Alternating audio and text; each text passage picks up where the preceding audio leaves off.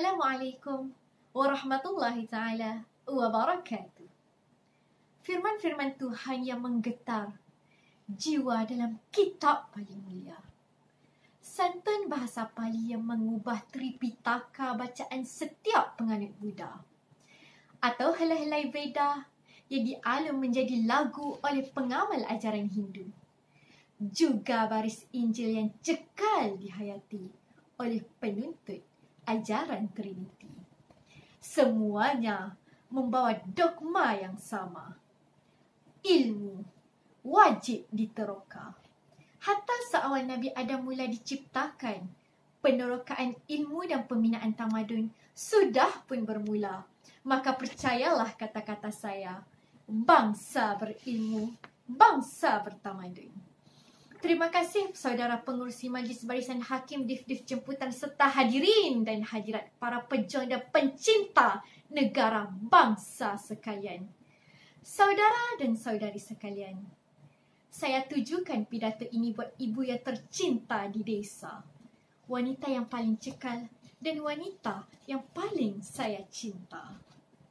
Saudara dan saudari sekalian, Profesor Dr. Syed Wahid Akhtar dalam makalahnya The Islamic Concept of Knowledge telah mendefinisikan ilmu sebagai teori praktikaliti dan proses pendidikan tanpa henti. Tamadun adalah civilization yang diambil daripada perkataan Latin civilis yang membawa maksud warga negara yang berpadu dalam kerangka politik, sosial, ekonomi dan institusi agama untuk menjadi negara maju dalam setiap penjuru. Bangsa berilmu, bangsa bertamadun mengajak dan mendesak kita untuk menilai dan merungkai bagaimanakah kemampuan dan kekuatan ilmu untuk mengangkat dan membina masyarakat. Yang pertama dimulakan dengan pembinaan individu, masyarakat, kemudian barulah negara secara keseluruhannya. Ketiga-tiga entiti inilah yang akan menjadi kerangka pembawaan pidato saya pada hari ini. Saudara dan saudari sekalian, bumi sudah berusia 4.54 juta tahun dan seramai 106.5 bilion umat manusia ini sudah menjadi penghuninya. Nabi Adam adalah manusia pertama yang dicipta dengan semangat ingin tahu, hingga manusia yang terakhir lahir pun pasti akan memiliki semangat itu. Kita sedar ilmu manusia cuma setitis berbanding ilmu Tuhan yang selautan. Tetapi kerana percaya di sisi Tuhan yang lebih berat timbangannya adalah tinta para ulama berbanding darah para syuhada, maka kita meneruskan proses penerokaan ilmu. Kewujudan ilmu tidak pernah membezakan siapakah penuntutnya. Sama ada dari golongan raja dan pemimpin tertinggi hinggalah kelompok marahin dan hamba abdi. Ilmu tersedia untuk kita yang sedia mencari. Nilai sebenar ilmu adalah pada bagaimana kita memahami dan melihat falsafahnya. Saudara dan saudari, mungkin anda tidak percaya 40 kali Ibn Sina mengulang baca kitab metafizikal karya Aristotle sebanyak 40 buku dan 13 bahagian.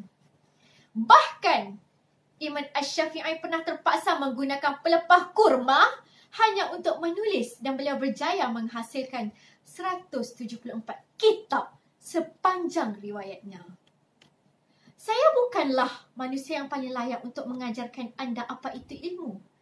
Tetapi inilah gambaran kegigihan tokoh-tokoh terdahulu dalam proses menuntut ilmu. Hari ini berbeza. Kita begitu berbangga dengan segulung ijazah, kononnya itulah lambang orang berilmu dan berhikmah. Ramai di kalangan kita yang tahu membaca, tapi tidak mengenal huruf. Ramai yang tahu mengira, tapi tidak mengenal angka. Dan ramai yang mengaku tahu menulis, tapi tidak pernah ideanya kritis. Kita belajar semata-mata untuk mengaplikasikannya, bukan kerana kecintaan kita terhadap ilmu pengetahuan. Saudara dan saudari sekalian, selepas kita memahami kepentingan ilmu untuk setiap individu, maka kita perlu memahami dan mengerti akan kepentingan ilmu dalam setiap lapisan masyarakat. Sejarah Rom kuno telah bercerita kepada kita betapa sejarah ini bermula di sebuah desa kecil terletak di Itali Tengah. Kemudian, desa ini berkembang menjadi sebuah metropolis yang berjaya menawan seluruh Itali Selatan, Eropah dan Timur Tengah. Tamadun India, tamadun Cina dan tamadun Mesir yang gemilang juga berkongsi rahsia yang sama. Hatta Christopher Columbus tidak akan kenal benua Amerika tanpa 120 orang pelaut. Dan Vasco da Gama tidak akan jumpa laluan ke India tanpa 170 orang pengikut. Dan hatta Laksamana Cheng Ho tidak akan menjadi penjelajah terkenal tanpa 27,000 pengikut yang tajam akal. Saudara dan saudari sekalian, percayalah betapa hari ini kita perlu sedar kepentingan ilmu yang perlu ada dalam diri setiap daripada kita. Sebab itulah Jepun tidak pernah malu untuk melaksanakan sistem pendidikan Hanko dan Terekoya, untuk meneruskan sistem tulisan kanji dan katakana. Kita, warga Malaysia juga perlu yakin dan berbangga betapa bahasa Melayu mampu untuk menjadi bahasa dunia. Akhirnya, saudara dan saudari sekalian, saya begitu sedih kerana ada di kalangan kita pada hari ini yang menganggap bahasa kita sebagai bahasa kampung dan bukan bahasa ilmu. Bahasa kedua dan bukan bahasa yang perlu diamalkan dalam jiwa dan diri mereka. Lantas, perkara ini dipandang sebelah mata, ditertawa dan akhirnya dihina oleh kita semua. Jangan saudara dan saudari. Bahasa ini adalah bahasa rakyat dan bahasa rakyat inilah bahasa ilmu kita. Maka untuk kita membina tamadun, bahasa ini perlu diangkat dan ilmu perlu dimartabat oleh kita semua, rakyat Malaysia. Akhir kata, saya tinggalkan anda untuk kita merenung seketika.